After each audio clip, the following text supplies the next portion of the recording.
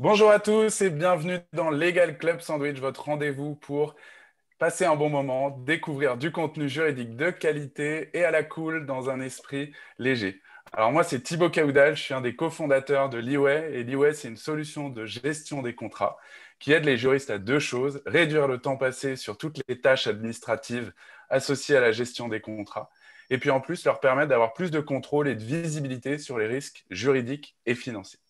Et donc, pour mener à bien cette émission, je suis accompagné de deux chroniqueurs exceptionnels. Ils ont le sourire aujourd'hui, je les sens taquins. On a toujours le sourire dès qu'on te retrouve, Thibaut. Bon, comment ça va, Pierre, Ça Audrey? va très très bien, merci. Ça Bonjour va, à tous. on est en dépression post-Club Sandwich parce qu'on atteint, après celui-ci, il ne restera plus qu'une semaine avant la fin de la saison 1. C'est hyper triste. Ouais, exactement. Exactement. Donc, on vous attend tous nombreux la semaine prochaine pour cette dernière semaine avec deux talks exceptionnels. On aura le temps d'en parler. Est-ce que vous voulez vous présenter un petit peu pour les rares auditeurs qui ne vous connaissent pas encore? Avec plaisir. Je commence, une fois n'est pas coutume du coup. Je suis donc Audrey Deléry, je suis manager chez Fed Legal, cabinet de recrutement et chasse de tête en juridique et fiscal. Je fais ça depuis plus de 10 ans, avec toujours autant de plaisir.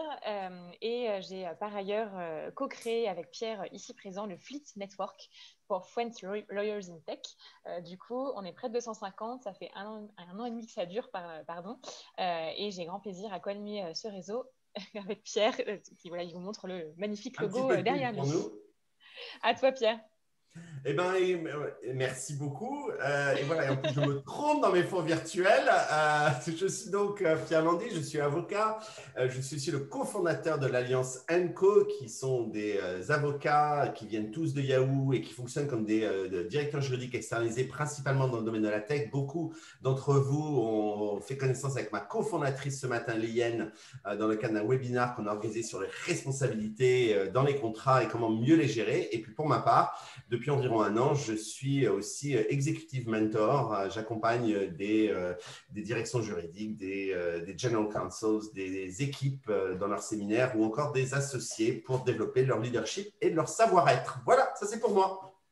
Et donc, pour aujourd'hui, on accueille donc pour une émission encore exceptionnelle Charlotte Frely, qui va nous parler justement de KPI. On va se demander tous ensemble comment on peut mesurer la performance d'une direction juridique. Charlotte, déjà, comment ça va? Très bien, je suis ravie d'être avec vous. Ouais, toi, tu as travaillé dans beaucoup de structures différentes, que ce soit des petites directions juridiques que tu as consolidées, des directions juridiques à l'international. Tu as même travaillé dans une entreprise du CAC 40, donc tu es passé par plein d'entreprises. Tu nous en diras sûrement un peu plus tout à l'heure. Et aujourd'hui, tu vas nous parler des KPI. Donc, je vous le dis tout de suite, si vous avez des questions pour Charlotte, n'hésitez pas à les poser. On y répondra à la fin de ce talk. Voilà, on veut que ce soit interactif et on veut vous aider au maximum, donc n'hésitez pas. Et donc maintenant, on va commencer.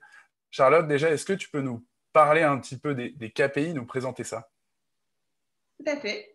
Merci de me faire l'honneur d'une invitation dans cette saison 1 du Legal Club Sandwich. Avant d'y intervenir, j'en ai surtout été une auditrice assidue. Et je trouve surtout que cette initiative a la grande vertu de donner une image fidèle de ce que c'est que le métier de juriste aujourd'hui. Et j'aimerais surtout relever deux enjeux qui sont ressortis de manière particulièrement prégnante dans les précédentes émissions et qui, pour moi, ont un impact fondamental dans la discussion qu'on aura aujourd'hui.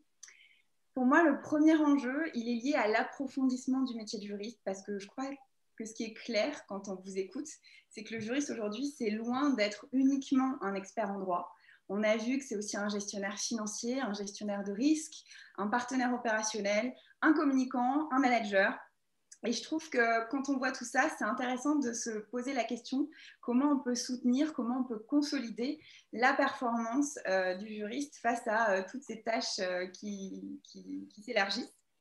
Et le second enjeu que je voudrais relever, il est lié au positionnement de la direction juridique dans l'entreprise, parce que dans un contexte où on a un accroissement des risques juridiques, le juriste prend une part toujours croissante dans l'activité de l'entreprise et il est important surtout qu'il soit perçu comme tel. Et là, on a une réflexion à avoir sur la performance de la direction juridique et la façon dont on peut faire savoir qu'on est performant et qu'on contribue effectivement à notre juste part à l'activité de l'entreprise. Donc quand on voit tout ça, on se dit qu'il y a une multiplicité, une multipolarité des enjeux qui nous pousse à nous interroger sur la façon dont on peut pratiquer notre métier et piloter nos directions juridiques de manière efficace et optimale. Et dans cette réflexion, tout comme le capitaine du bateau va se munir d'une carte et d'une boussole pour aller à l'assaut d'une mer qui peut être changeante, je pense que la direction juridique a intérêt à se doter d'outils pour pouvoir avancer dans sa gestion. Et là, évidemment, les KPI peuvent s'avérer être tout à fait utiles dans cette perspective-là. Alors, qu'est-ce que c'est qu'un KPI ? Les KPI, ce sont des indicateurs de mesure de la performance d'une équipe ou d'une entreprise. Et les juristes les connaissent très bien. On a l'habitude de les manipuler dans nos contrats. Je pense qu'on a tous le réflexe, quand on négocie un contrat de prestation de service, d'ouvrir la clause KPI pour pouvoir se mettre d'accord et s'accorder avec la contrepartie sur le niveau de qualité de la prestation attendue, mais aussi pour d'ores et déjà encadrer les éventuels incidents d'exécution. Et on voit depuis ces dernières années une montée en puissance du KPI aussi dans la gestion de l'entreprise. Et ce que je trouve paradoxal et qui devrait nous inciter à réfléchir, c'est que malgré cela, ce n'est pas forcément les directions juridiques qui sont censées bien enseigner. Et pourtant, parce que je pense surtout que pour beaucoup, l'activité de la direction juridique n'est pas forcément fongible dans les grands indicateurs de l'entreprise, le chiffre d'affaires, le revenu, la profitabilité, etc. Qu'est-ce qu'on fait de nos petits contrats dans tout ça ?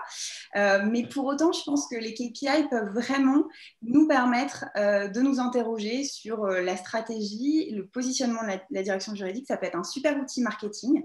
Et de ce point de vue-là, je pense qu'il y a une très belle opportunité pour la mise en place des KPI. Et si on les choisit bien, ça peut être intéressant. Ouais. Et justement, c'est une question que, à mon avis, beaucoup ici se posent sur un métier qui est essentiellement humain. Comment mesurer la performance? C'est ça qui est, à mon avis, difficile. Autrement dit, qu'est-ce qu'un bon KPI? Que suivre? C'est vrai que c'est pas, je pense que c'est pas naturel, mais pour autant, on a plein d'outils et plein de critères qui nous permettent d'avancer. On peut distinguer surtout 4 grandes familles d'indicateurs déjà pour essayer de rationaliser un petit peu la réflexion. On a les indicateurs classiques, les indicateurs financiers. On va avoir les indicateurs de volume de l'activité. On va avoir les indicateurs de vitesse. Et on va avoir les indicateurs de satisfaction. Donc, dans ces 4 grandes familles, il va y avoir pas mal de critères qu'on peut utiliser pour la direction juridique. On va pouvoir penser par exemple au montant des dépenses d'avocat, au montant des condamnations qu'a subies l'entreprise dans l'année, au nombre de contrats ou de transactions qu'on a conclus, au nombre de brevets déposés, au délai de réponse aux clients internes, aux clients externes, au délai de conclusion d'un avenant, au taux de turnover dans la direction juridique, etc. Mais à ce stade-là, pour moi, ces critères-là, c'est surtout des données d'évaluation de l'activité et pas de la performance. Parce que pour moi, le KPI, c'est une donnée qui va être retravaillée, croisée et angulée de façon à ce que ce ne soit pas le reflet simplement de l'activité, mais que ce soit aussi le reflet de la performance. Et de ce point de vue-là, clairement, quand vous dites à votre management « j'ai conclu 10 contrats cette année », quel type de contrat? Parce que évidemment, si vous concluez 10 NDA pour lesquels vous avez un super template et que ça vous prend une demi-heure de travail à chaque fois, bon, vous n'avez pas forcément été débordé. En revanche, si vous concluez 10 contrats de M&A avec derrière des due diligence, des plongées dans des environnements juridiques qui peuvent être exotiques, qui peuvent être étrangers, avec tout le secrétariat juridique qui va avec, effectivement, là, je pense que la direction générale pourra effectivement se dire que ça a été un petit peu plus sportif dans l'année. Donc, clairement, 10 contrats, ça ne veut rien dire. En revanche, il faut un petit peu retravailler la donnée pour qu'elle soit plus parlante. Donc là, on peut manipuler, on peut comparer, faire des ratios, surtout, c'est le grand classique des KPI. Vous pourrez ramener, par exemple, le budget de la direction juridique sur le budget total de l'entreprise pour voir combien vous pesez dans l'entreprise. Vous pouvez ramener le montant, la rémunération d'un juriste au montant de vos dépenses d'avocat sur une pratique, ce qui va vous permettre de voir si c'est intéressant et judicieux d'internaliser une pratique, de recruter. Vous pouvez aussi ramener le montant des condamnations qui ont été subies par votre entreprise ou le montant des transactions, le montant du risque auquel elle était effectivement exposée. Donc là, vous aurez votre efficacité contentieuse. Et vous pouvez aussi ramener le nombre de contrats conclus sur le nombre de contrats ouverts à la négociation. Ça vous donnera peut-être une indication sur votre style de négociation. Est-ce qu'il faut l'adoucir? Est-ce qu'il faut le renforcer un petit peu? Donc voilà, ce sont des ratios. Il faut les manipuler, les données, clairement. Et je ne vais pas forcément lister, aller plus avant dans la liste des KPI pour en faire un inventaire à l'après-vert, parce qu'il y en a beaucoup. Et surtout, je pense que ce ne serait pas forcément pertinent, parce que pour moi, le bon KPI, clairement, c'est le KPI qui est sur mesure, qui va refléter ce que sont les enjeux de votre direction juridique à un moment M, ce que sont les enjeux de votre entreprise sur son marché à ce même moment, et qui va s'inscrire dans une stratégie d'ensemble.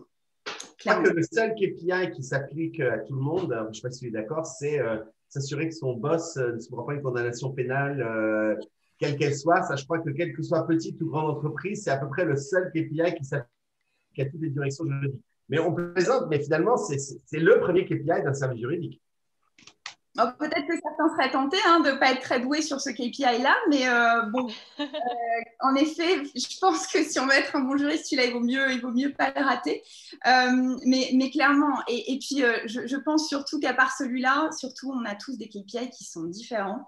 Je vous avoue que j'ai rencontré des directions juridiques dans mon parcours qui avaient, en plus de la masse salariale des juristes, qui avaient alloué certaines années 1,5% du chiffre d'affaires de l'entreprise aux frais d'avocat. Moi, ça m'a paru énorme en arrivant là, mais en réalité, quand on regardait d'un petit peu plus près, c'était un moment crucial de l'entreprise où son marché, ses conditions concurrentielles étaient en train d'évoluer, où il y avait un accroissement des risques qui était énorme et où la direction juridique avait vraiment eu besoin de soutien. Et de ce point de vue-là, ça a fait sens. Évidemment, quand vous avez des masses comme ça, vous vous dites l'essentiel, ce qu'il faut que je fasse, c'est que ça ne dure pas forcément dans le temps. Mais si vous exportez ce ratio-là de 1,5% du chiffre d'affaires de l'entreprise dans une autre entreprise, là, le management va vous dire le directeur juridique a perdu la tête, il faut le changer, alors qu'en réalité, pas forcément. Je pense que chaque entreprise a sa propre évolution. Et clairement, je pense qu'il ne faut pas qu'on se dise voilà la liste des KPI. Et voilà surtout la fourchette cible dans laquelle il faut que je sois pour être une bonne direction juridique. Ça, clairement, c'est à oublier. Et vraiment, je pense que si vous cherchez des idées, il y a énormément de doctrines, il y a énormément d'articles qui sont parus là-dessus pour vous donner des idées, pour créer vos KPI. Et Pierre, d'ailleurs, à ce sujet, a fait un super article avec Anne Polo que je vous recommande et qui vous donne un petit peu sur les grandes thématiques, les grandes pratiques, les principaux indicateurs. Et je vous partage d'ailleurs, de Audrey suite. va être, Je suis en train. J'allais dire Audrey, qui est extraordinaire. Dès qu'on sait quelque chose, les choses apparaissent de manière magique dans le chat. Donc, n'hésitez pas à télécharger tous ces documents ou aller les voir. Et justement, on en parlait un petit peu, Charlotte. Est-ce que tu penses que en dessous d'une certaine taille d'entreprise, peut-être pour tous les juristes uniques ou qui font partie d'une direction juridique de petite taille, c'est pas pertinent? Ou alors si tout le monde doit mettre en place des KPI et vraiment mesurer la performance, peu importe la taille? Alors pour moi, clairement, le critère de la taille de la direction juridique n'a aucun impact. Ce qui est important, c'est l'objectif. Qu'est-ce que vous voulez faire de votre KPI? Est-ce que, et surtout, à qui est-ce que vous allez vouloir lui faire dire quelque chose? Je pense qu'on peut dégager 3 grandes utilités des KPI. D'abord, c'est de permettre de poser un diagnostic et de faire une évaluation de la direction juridique. Parce qu'avant de mesurer la performance, il faut être performant. Et de ce point de vue-là, l'intérêt, ça va être d'évaluer vos forces, d'évaluer vos faiblesses. Et je crois que Pierre, tu le disais dans une précédente émission, ce qui est important, c'est d'abord savoir qui on est pour pouvoir travailler efficacement. Ça marche aussi au niveau collectif, ça marche aussi pour la direction juridique. Et je pense que l'intérêt, ça va être d'en tirer une conclusion et savoir ce que vous avez besoin de faire. Est-ce que vous avez besoin de recruter? Est-ce que vous avez besoin de vous former sur certaines pratiques parce que vous êtes un peu plus faible que sur d'autres? Est-ce que vous avez besoin de gérer un conflit? Est-ce que vous avez besoin vraiment d'accroître une expertise dans un domaine donné? En fait, le KPI, j'ai l'impression que ce que tu dis, c'est que ce n'est pas forcément à prendre comme une sanction, on est en train de m'espionner, de savoir ce que je fais, mais au contraire, c'est quelque chose dont on peut se servir pour mieux se connaître, mieux se comprendre et du coup surperformer en tant que direction juridique. Il ne faut pas voir ça comme une fatalité, mais comme une opportunité. C'est ça un peu que tu es en train de dire. Absolument pas. Je pense que déjà, ça permet de se regarder soi et de se dire où est-ce que j'en suis dans ma direction juridique. Parce qu'il faut quand même se dire que certains d'entre nous dirigent des directions juridiques qui peuvent être énormes. On n'a pas forcément le temps tous les jours de voir toutes nos équipes. Je ne vous parle même pas du Covid où on ne s'est pas vu pendant un an.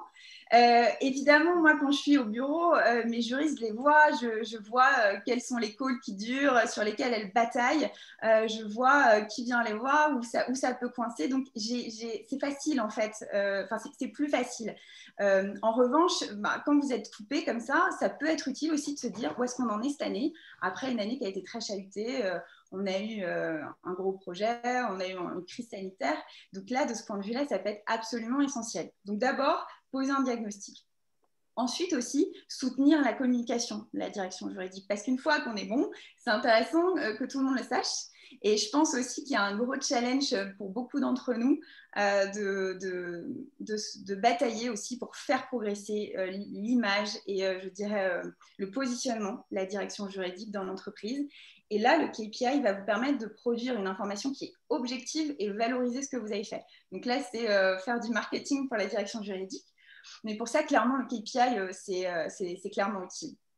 Et je pense que la troisième utilité, et ça, Audrey, je pense que tu ne me contrediras pas, mais c'est de motiver les équipes aussi. Parce que quand ça va bien et qu'on arrive à l'objectiver, c'est super. Je pense que c'est bien aussi.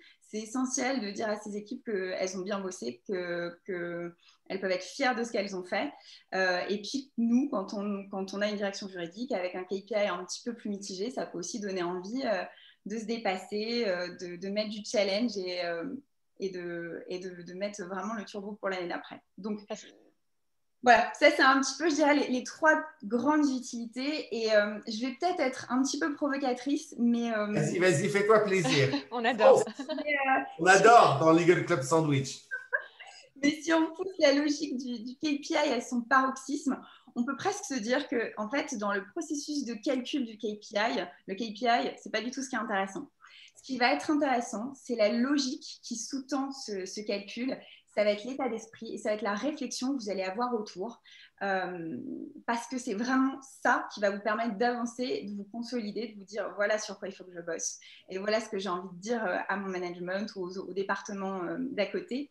Et le KPI vient dans un deuxième temps. Alors bien évidemment qu'on ne va pas le laisser sur le bord de la route, mais le KPI vient dans un deuxième temps pour objectiver, soutenir l'argumentation, mais ce n'est pas forcément une fin en soi. Et je pense vraiment qu'il ne faut pas qu'on se perde en se disant que le KPI, c'est l'objectif. Parce que tu dis, c'est vraiment, vraiment important, c'est qu'en effet, il y a une donnée chiffrée. Évidemment, il ne faut pas l'analyser de manière brute, il faut surtout contextualiser. Et ce que j'ai l'impression, c'est que ça permet vraiment de prendre de la hauteur, en fait, justement, sur le travail de la direction juridique et de rendre au contraire plus qualitatif son travail. C'est ce qu'il faut retenir, en fait. Enfin, pas que ça, mais en tout cas, c'est ce que je comprends de ce que tu dis. Et aussi, notamment, la raison d'être. Et je sais qu'il y a beaucoup de directions juridiques qui travaillent sur la raison d'être, au même titre que beaucoup de sociétés. qui réfléchissent vraiment à quelle est la raison d'être vraiment de ma société, quel est un petit peu le motto, entre guillemets, de la société. Et beaucoup de directions juridiques s'y mettent aussi, en fait. Donc, au contraire, ça permet de prendre de la hauteur et d'avoir un message encore plus fort, je trouve. Et moi, j'allais juste ajouter qu'effectivement, toutes ces données exactement utilisées dans le cadre que tu dis, mais ça me permet de rebondir sur un des sujets qu'on va traiter en Legal Club Sandwich la semaine prochaine, qui va être comment négocier son budget avec la direction financière. Et alors là, c'est quand même l'arme absolue, les KPIs, sans être agressif. Et ce n'est pas un Game of Thrones, mais c'est vrai que quand on arrive avec aucune information dans la direction financière pour négocier son budget, ou quand on arrive avec tout un paquet de KPIs, que tous ceux que tu as cités, on est quand même, c'est pas la même discussion. Complètement. J'ai une autre question, du coup, Charlotte, on ne l'a pas encore abordé. Comment on les constitue, ces KPI? Est-ce qu'on les fait un peu dans notre coin? Est-ce qu'on les fait avec son équipe d'abord, qui ensuite nous fait des retours? Est-ce qu'on les fait avec son management? Comment tu vois un peu le process de définition des KPI, toi? Pour moi, la clé, elle se situe vraiment dans cette question. Et comme tu le dis, on a un monde devant nous avec les KPI. On peut vraiment tout faire. Mais si je peux reprendre une image, après celle du capitaine, c'est celle de la voiture. Et en voiture, sur votre tableau de bord, vous avez trop d'indicateurs, bah, vous allez finir par ne regarder plus que le tableau de bord, vous ne regardez plus la route et vous finissez clairement dans le bas-côté. Et ben, c'est complètement pareil avec les KPI. Je pense que pour ceux d'entre nous qui sont créatifs, il y a plein de choses à faire, mais il faut quand même se cadrer un tout petit peu. On reste juriste, il faut rationaliser tout ça. Et surtout, je pense que la règle essentielle, c'est que le KPI doit être au service du juriste et pas l'inverse. Le piège à éviter, c'est de s'inféoder aux KPI, de les démultiplier pour remplir des lignes dans le rapport annuel ou faire comme les copains opérationnels. Et là, le problème, c'est qu'on va diluer le message, on va diluer la portée du KPI. Et là, on ne remplira pas l'objectif. Pour moi, la clé, elle se situe dans le choix et la construction du KPI. Donc, clairement, discutez-en avec vos équipes.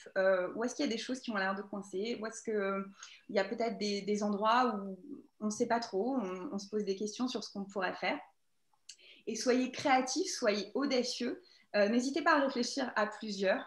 N'hésitez pas non plus à transcender les grilles de lecture habituelles. Parce qu'on est juriste, on réfléchit souvent entité juridique. Mais ce qui peut être très intéressant aussi, c'est de se dire, bon, bah, j'ai 10 filiales, mais là, j'ai peut-être besoin de comparer 2 filiales entre elles ou calculer un KPI transversal croisé entre la maison mère et une autre filiale. Enfin, vraiment, affranchissez-vous des codes habituels pour vraiment essayer de faire avec ce KPI ce que vous avez besoin qu'il fasse pour vous.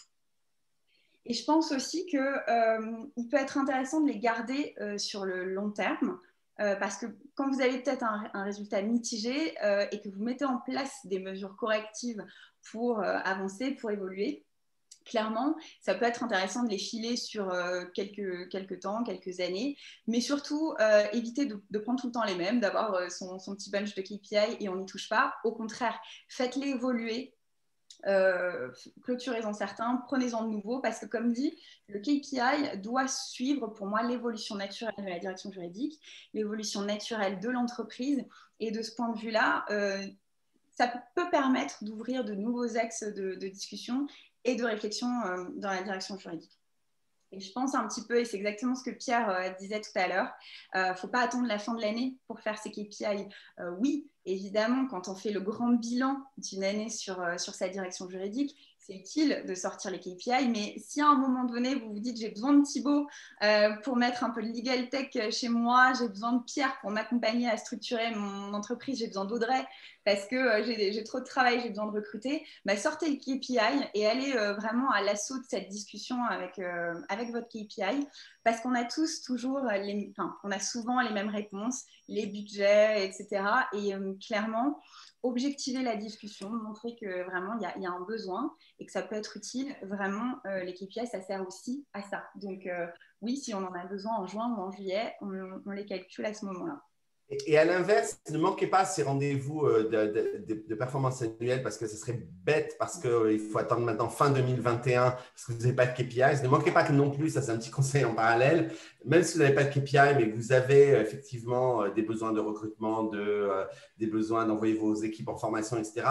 Ne manquez pas ce moment d'évaluation annuelle parce que très souvent, c'est en début d'année, les budgets ne sont pas encore fermés, on en reparlera encore l'année prochaine et c'est vraiment le moment de faire ces demandes. Maintenant, elles sont bien plus prises en compte lorsque vous avez des KPIs et que votre argument n'est moins émotionnel, mais beaucoup plus ancré dans des datas. Et surtout, n'oubliez pas que souvent, vous avez ces discussions avec des financiers et les datas, ils adorent ça. Exactement. Donc, la règle d'or, de toute façon, c'est de ne pas les démultiplier pour éviter aussi qu'on donne l'impression d'être ultra surveillé. Donc, en fait, une fois encore, hein, c'est le KPI qui est au service du juriste et pas l'inverse. Ouais.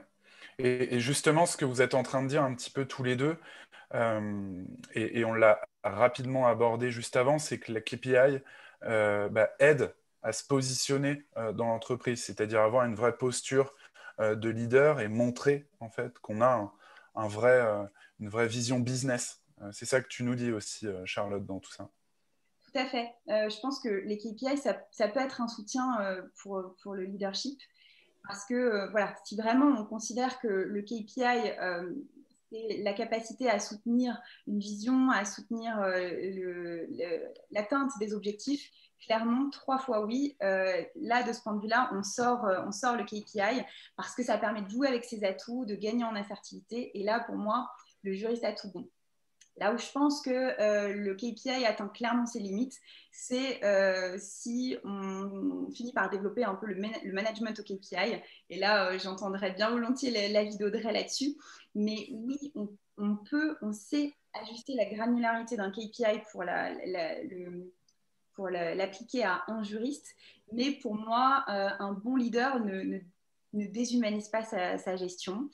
Clairement, on tombe là dans la limite du KPI. Les qualités humaines, clairement, ça ne rentre pas dans le calcul du KPI et on perd quand même une grande partie de ce qui fait la qualité d'un juriste, hein, savoir vraiment ce qu'il est et la façon dont il le fait. Et ensuite, je pense qu'il ne faut jamais oublier que le KPI, c'est une donnée qui est angulée, subjectivée quelque part. Et si on applique un KPI à toute son équipe, on va avoir des résultats qui peuvent être bons pour la moitié, mauvais pour la moitié. Et là, le directeur juridique va se dire, mon Dieu, j'ai une équipe qui a sous-performé à moitié et ça va pas du tout. Or, pour moi, vraiment, le bon leader, il sait tirer parti justement des qualités des uns et des autres. Et c'est peut-être même sain que vous n'ayez pas de bons résultats avec le même KPI dans votre équipe. Et voilà, en tout cas, pour moi, c'est la façon dont on gère une équipe. Donc, clairement, le KPI pour faire progresser la direction juridique, oui. Pour manager, non. Merci Charlotte. C'est complet, c'est huilé. Franchement là, on pousse les limites à chaque talk, j'ai l'impression. Donc franchement, merci pour ce contenu, c'était super. Encore une fois, ça donne envie de creuser, mais là, on a abordé plein de thèmes. Donc préparez vos questions pendant les chroniques d'Audrey et Pierre. On y reviendra à la fin. Et je crois que c'est maintenant à Pierre de lancer notre jingle. Absolument, c'est le jingle d'Audrey. Il est temps que cette saison a fini. Je suis la cour de chorégraphie. Mais en tout cas, voilà le jingle d'Audrey.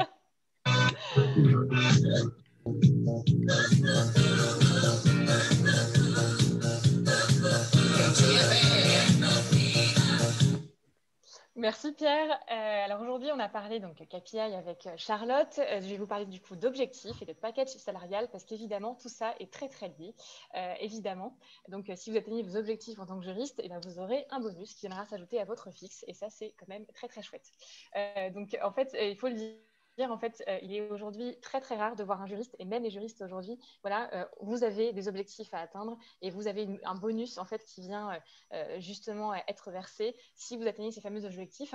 Et ça, c'est vraiment quelque chose d'important sur lequel je voulais revenir parce qu'en fait, il y a une multitude de choses. Voilà, il n'y a pas que l'aspect rémunération fixe quand on accepte un poste et tout ce qui va venir à côté. Donc moi, pour le coup, j'ai décidé de vous faire une liste pour le coup de tout ce qui pouvait arriver en plus, qui pouvait vous être versé et dont vous pouviez bénéficier. Il y a des bonus garantie, oui, ça existe pour le coup. On vous promet de vous verser de l'argent, c'est quand même assez chouette. Il y a les bonus sur objectifs, souvent la moitié du coup sur objectifs individuels et moitié sur les objectifs de l'entreprise. Donc versés souvent à 2 moments de l'année, en milieu d'année et en fin d'année.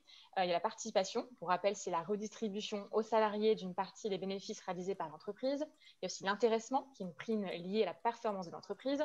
Il y a tout ce qui est avantage aussi, comme les tickets restaurants, les primes de Noël, les primes de vacances, les vacances supplémentaires, les RTT qu'on vous donne en plus, notamment pour les grâce aux super conventions collectives. Là, je pense à la banque ou à l'assurance. Les congés maternité et paternité qui peuvent être plus longs dans certains secteurs d'activité, et grâce à certaines conventions. Il y a les jours off aussi. Il y a la semaine de 4 jours, par exemple, je les cite, allez, Welcome to the Jungle, ils travaillent 4 jours par semaine. Et du coup, c'est quand même assez sympa d'avoir un 5e jour où on peut faire autre chose, travailler pour une association, faire de la peinture sur soie ou que sais-je encore.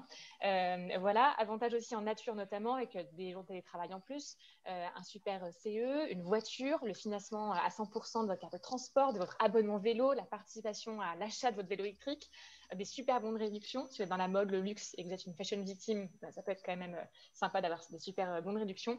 Et là, true story, il y a quelques années, j'ai recruté un responsable juridique pour une grande société dans les boissons alcoolisées. Et à la lecture en fait, de tout le package proposé par la DRH à mon candidat, à la toute fin venait 300 € de bière. Et j'étais très étonnée pour le coup, mais je me suis dit, voilà, si cette personne adore faire des soirées, écoutez, 300 € de bière, c'est quand même très sympa dans le package. Donc, c'est toujours bien à avoir, évidemment, en faisant très attention à la consommation d'alcool. Donc voilà, petit point chiffré. La pratique du bonus, pour en revenir sur la partie vraiment chiffrée, c'est en général pour un juriste entre 5 et 12%. Selon le niveau d'expérience du juriste. Et c'est au niveau de directeur juridique qu'on commence à avoir des chiffres et des pourcentages un peu plus élevés. Souvent, on voit entre 15 et 20%, et il y a certaines sociétés où les pourcentages explosent pour le coup.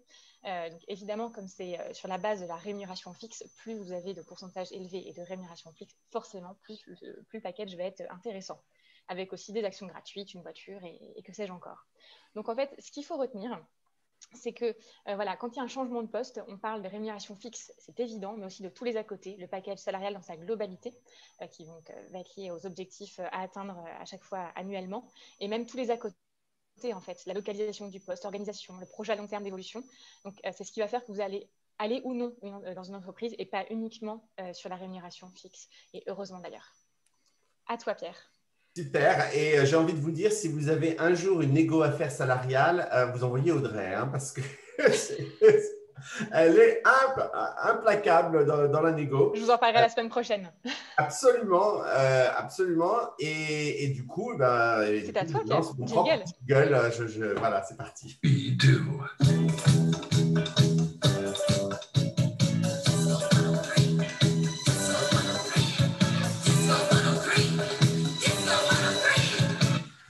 À chaque fois qu'on envoie ces jingles, je pense à Thibaut qui se dit « Mais pourquoi ils ont choisi du disco pour leur J'adore la disco, Pierre, j'adore la disco. » Bon, ça va alors, ça va.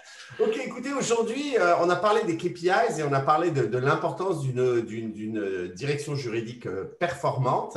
Et effectivement, c'est ce que permet de mesurer les KPIs. Mais comment est-ce qu'on obtient une direction juridique performante et notamment qu'on ne se retrouve pas dans une situation, au contraire, d'une direction juridique totalement dysfonctionnelle? Et en fait, ce dont je vais vous parler aujourd'hui, c'est un bouquin qui a été écrit par quelqu'un qui s'appelle Patrick Lencioni. Je vous montre le livre. Je sais pas, je suis dans les livres en ce moment. Hein. J'ai fait la même chose avec le livre de Bob Iger la semaine dernière. Voilà, rouge sur rouge, c'est pas simple. Ça s'appelle The Five Dysfunctional Teams. The Five Dysfunctions of a Team, pardon. Et en fait, Patrick Lencioni propose une pyramide des 5 comportements que l'on peut assimiler à des niveaux de maturité dans une entreprise.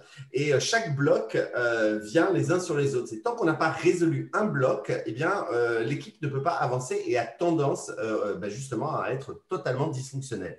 Alors, le premier bloc, c'est la confiance au sein d'une équipe. Donc, on ne peut pas construire une équipe sans confiance. Hein.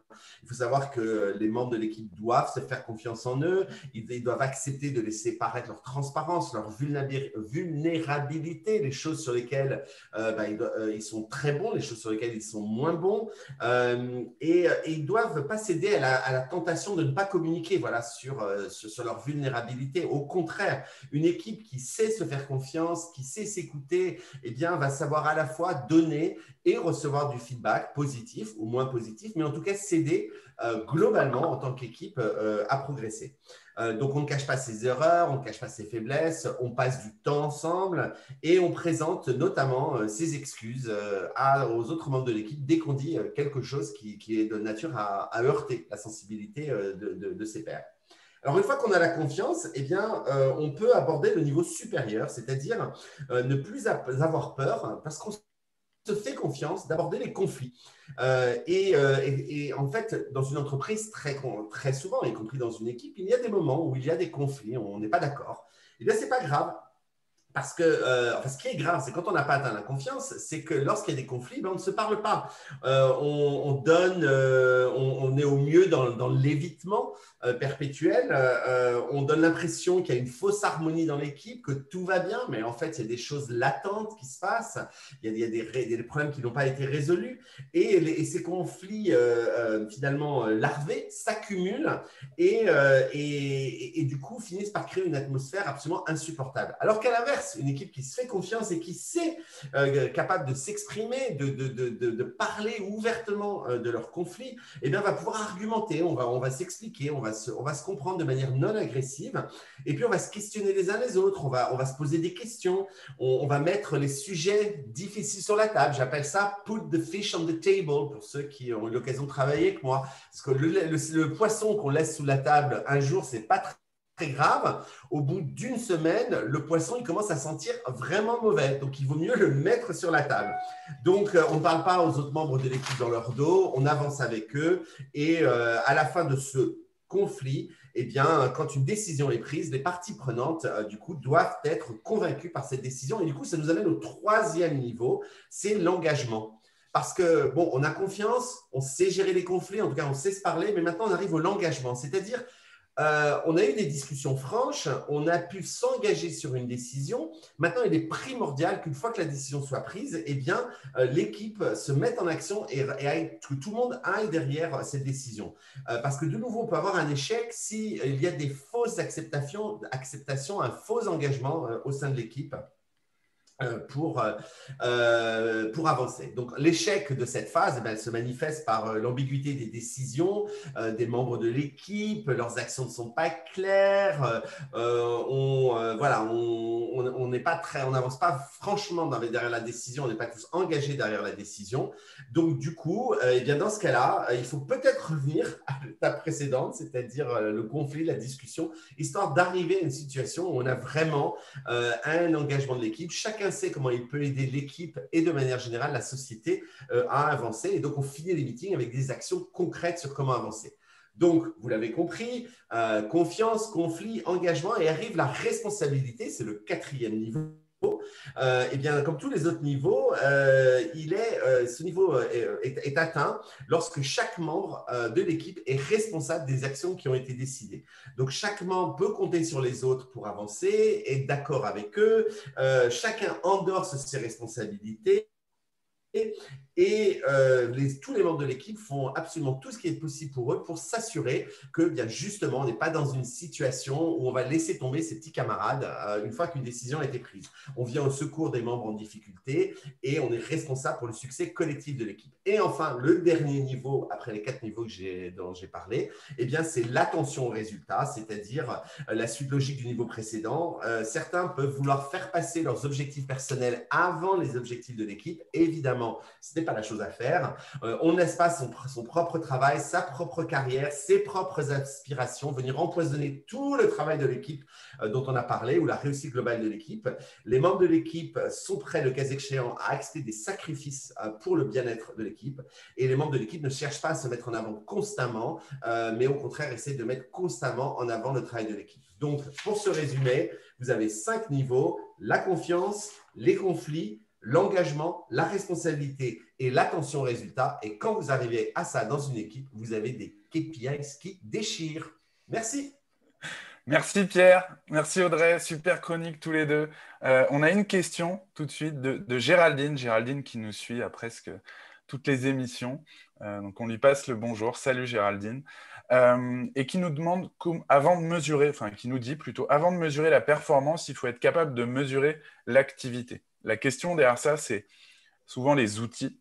Est-ce que toi, tu as déjà vu des choses en place pour mesurer justement l'activité du département juridique, vraiment en termes d'outils, cette fois-ci? Elle nous dit par exemple que les tableaux Excel ont leurs limites. Je comprends ça. Voilà. Tu as des pistes un peu là-dessus, Charlotte? Je pense que c'est vrai que c'est pas forcément évident, mais je crois qu'il il faut pas hyper complexifier les KPI parce que je crois on a tous moyen déjà d'évaluer la performance des directions juridiques. Déjà, vous avez votre premier feeling. Et ensuite, je pense que les KPI, ça reste quand même des choses simples. Ce qui est vraiment important, c'est plus d'en faire quelque chose qui vous ressemble et qui vous correspond plutôt que de vraiment chercher à faire quelque chose de trop compliqué, d'aller chercher dans des outils, etc.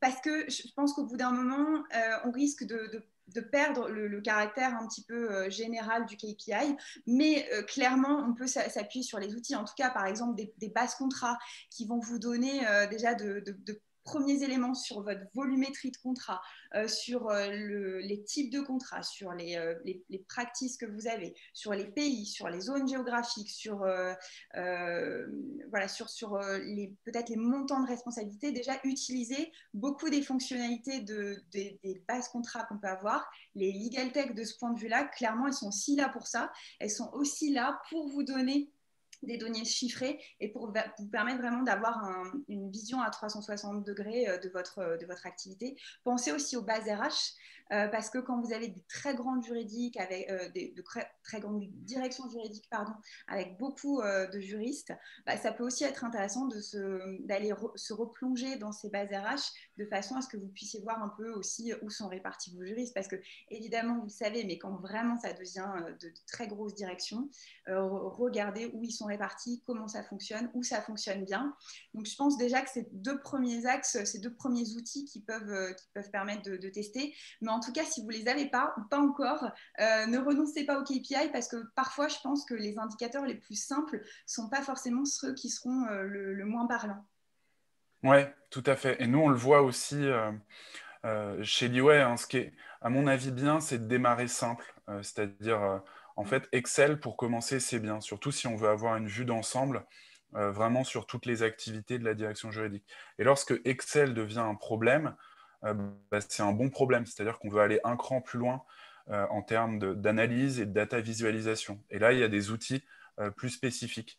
Mardi, on va accueillir aussi Olivier Chaduto qui a sorti un outil comme ça pour aider les directions juridiques. Donc peut-être qu'il pourra nous en parler. Et sinon, vous avez des outils spécialisés dans les contrats, dans le corporate, dans autre chose, comme l'E-Way par exemple, que vous pouvez aller. J'allais le dire, tu me voles les mots de la bouche. Il y a évidemment nos amis de l'E-Way pour mesurer la performance de votre travail sur le sujet, mais il y en a plein dans d'autres domaines. De toute façon, enfin, l'E-Way, c'est pour la gestion de contrats. Il y a des tas de legal tech qui peuvent effectivement vous aider à gérer ce problème. Ouais. On parlait un petit peu tout à l'heure des KPI. Est-ce que, et de le fait de mesurer les KPI de l'équipe, est-ce que toi, tu penses qu'il faut individualiser les KPI, c'est-à-dire avoir des objectifs vraiment chiffrés pour chaque juriste, ou plutôt avoir une vue d'ensemble sur l'équipe, Charlotte? Alors, à titre personnel, moi, j'ai une conviction qui est très forte, c'est que le KPI, c'est fait pour le collectif. Pour moi, c'est idéal pour permettre vraiment de soutenir l'activité et la croissance de la direction juridique.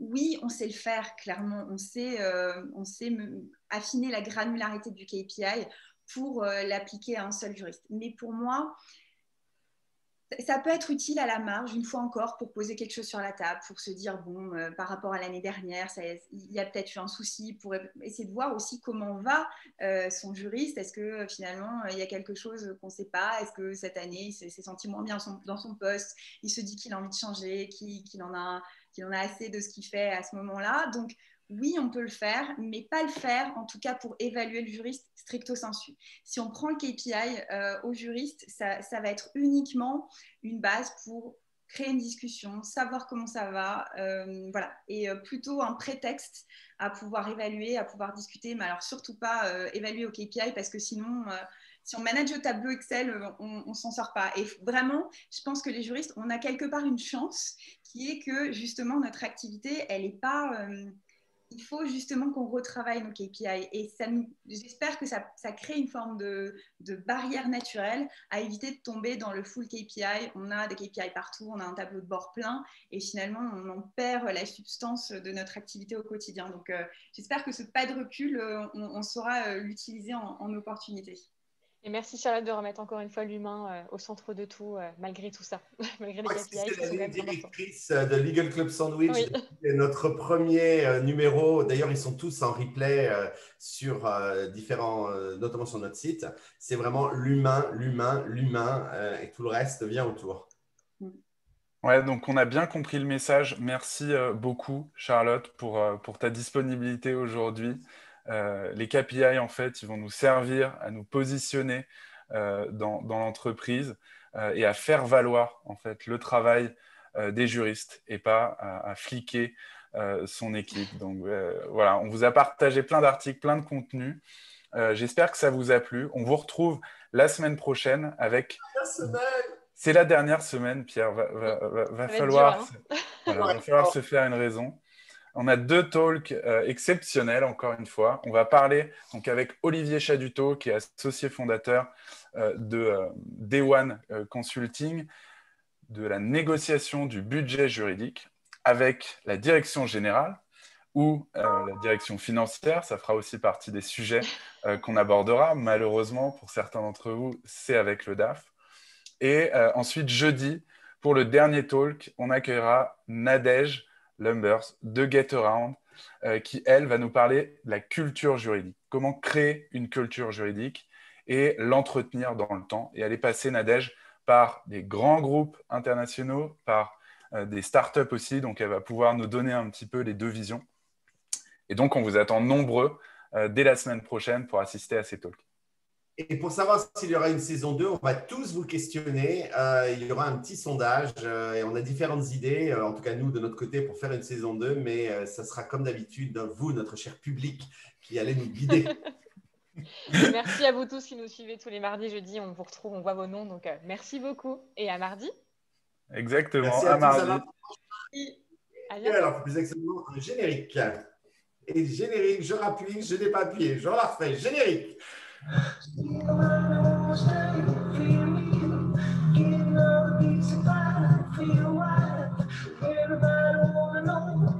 Feel